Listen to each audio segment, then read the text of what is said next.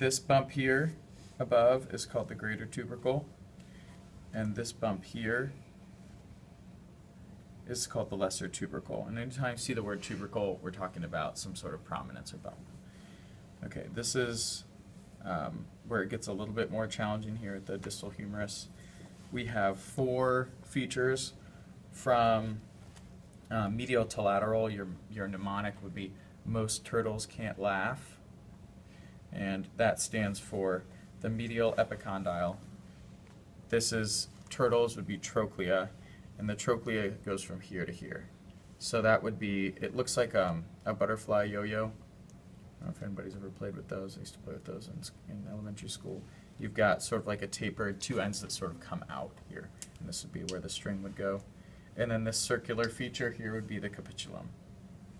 The Capitol building, if you guys can visualize that, has sort of like a circular dome top. And then this little doot over here would be the lateral epicondyle. So you see the epicondyles on either side there. Okay, now when we look at how that articulates with the other bones, we can see the radius fits right in there on the capitulum, right? So you can see that sort of like transparent head of the radius, and you can visualize this ligament surrounding or wrapping the radius. That's what holds it in place. The radius is pretty simple in terms of features. It's just got one thing at the bottom. It's a bump. This little bump is called the styloid process, and you can feel that. So grab your own wrist. You feel a bump on the outside. You're also going to feel a bump on the inside. That's your styloid process of your radius. If we go back to anatomical position, and notice that we're not really in anatomical position, right? Because the hands are turned inward. They should be like this. That's why these radius and ulna bones are crossed over each other. The ulna has some features. It also has a styloid process here at the bottom. Right? So we're seeing that if we turn it around. And then we see this C-shaped thing up here. That's how you, well, maybe it's sort of U-shaped, and that's how I can tell it's the ulna. This thing on top is called the olecranon, and the olecranon process. And then, of course, all these bones here, just know those as the carpals. I can touch them individually, and they all have names.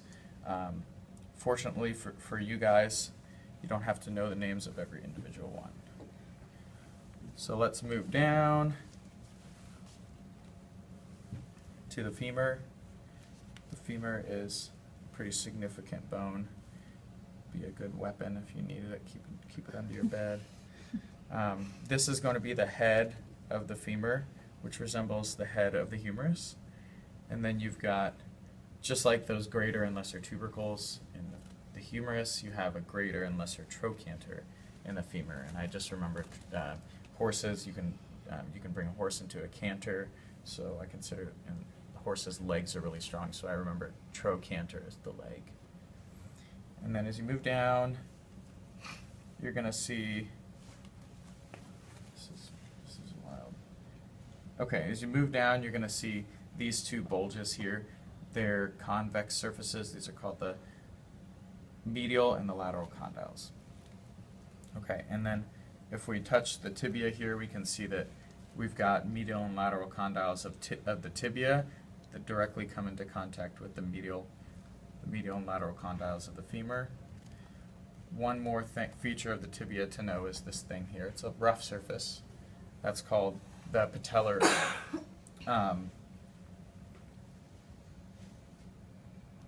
That's called the tibial tuberosity. Sometimes it takes a while. Okay, moving on down. I promise I learned this stuff. That's going to be the medial malleolus, and that hurts really bad if you hit that. That is that little bump on the medial side of your foot. So feel for that. Go ahead and bring your foot up if you can, and feel for that. That's a really significant feature. Okay, that's this thing right here. The fibula is not really all that interesting. There's really not much to it except for the head up here, and then the lateral malleolus, which is that bump on the outside. So feel for that too. And that one actually, That one sort of comes out a little bit more, sticks out a little bit more. So you can only, like the tibia, you can feel a lot of the tibia in your leg, but the Mhm. fibula, you can only really feel the bottom. Actually, you know what? You can't feel, you have so much muscle around the tibia, like it's completely wrapping it, so you can't even feel the fibula, right, until you get down here. Yeah. And that's the only part of it that you can, that you Okay. should be able to feel. Okay. So then the tibia is directly in front of the fibula. It's anterior Uh-huh. and it's medial. Okay. Okay, but you can feel the front of that, and that's where you get shin splints. Is this thing right here has a membrane attached to it, and it can get irritated. That's what a shin splint is. Check this out. You see the distal end of the tibia coming into contact with the talus, which is one of those foot bones that you need to know. So remember, tibia, talus, and then this thing. Oh, cool. That thing is the calcaneus. It's almost better having that there, right? Okay. So, tibia, talus, calcaneus is the heel bone.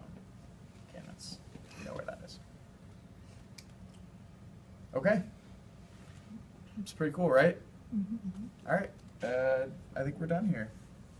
I'm gonna play with this thing. Is And there an app like this that you can get on the yeah, you can get stuff like this on your iPad.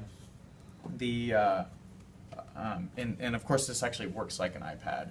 And there's probably these apps, like I know Essential Skeleton is one of them. Mhm. Essential Skeleton, you download that and you just touch things and it tells you what they are.